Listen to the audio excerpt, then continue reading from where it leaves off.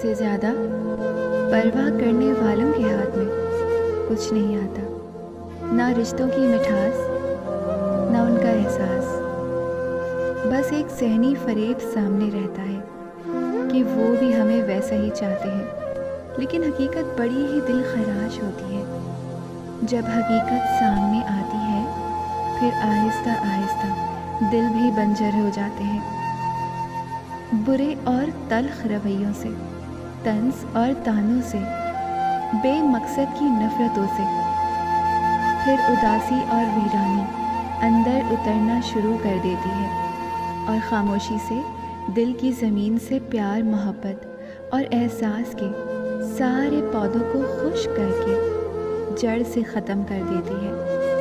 اور ایسا وقت آتا ہے کہ انسان نیوٹرل ہو جاتا ہے، پھر فرق نہیں پڑتا کسی بھی بات سے، اور یوں دل بنجر ہو جاتے ہیں۔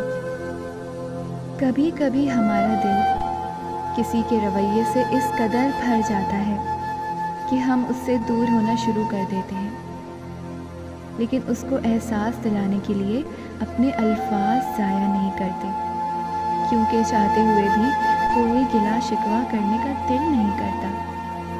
اگر کوئی سننا چاہے تو ہماری خاموشی کو بھی سن لیتا ہے، دیکھنا چاہے تو جو آنسو دل پر گر رہے ہوتے ہیں وہ بھی دیکھ لیتا ہے، لیکن شرط یہ ہے کہ وہ سننا، دیکھنا اور محسوس کرنا چاہتا ہو۔ مرد کو تھوڑا مغرور اور بد مزاج ہونا چاہیے، اس کی غیور آنکھوں میں غصہ، انگارے اور آواز میں رعب ہونا چاہیے، جو دل ہتھیلی پر رکھ کر نہ چلتا ہو، ہر لڑکی کے پیچھے نہ بھاگتا ہو، تحفظ کی علامت ہو، اس کا بلند و وقار کردار ہونا چاہیے، اس کی مسکراہٹ میں بھی بہت اہمیت ہونی چاہیے، جو بہت روب دار اور غیرت مند ہو۔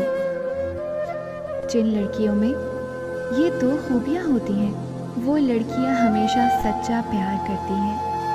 پہلی خوبی یہ کہ وہ آپ کی کمیوں کو ہنسی خوشی قبول کریں گی۔ دوسری خوبی یہ کہ وہ آپ کے چہرے سے نہیں، آپ سے محبت کریں گی۔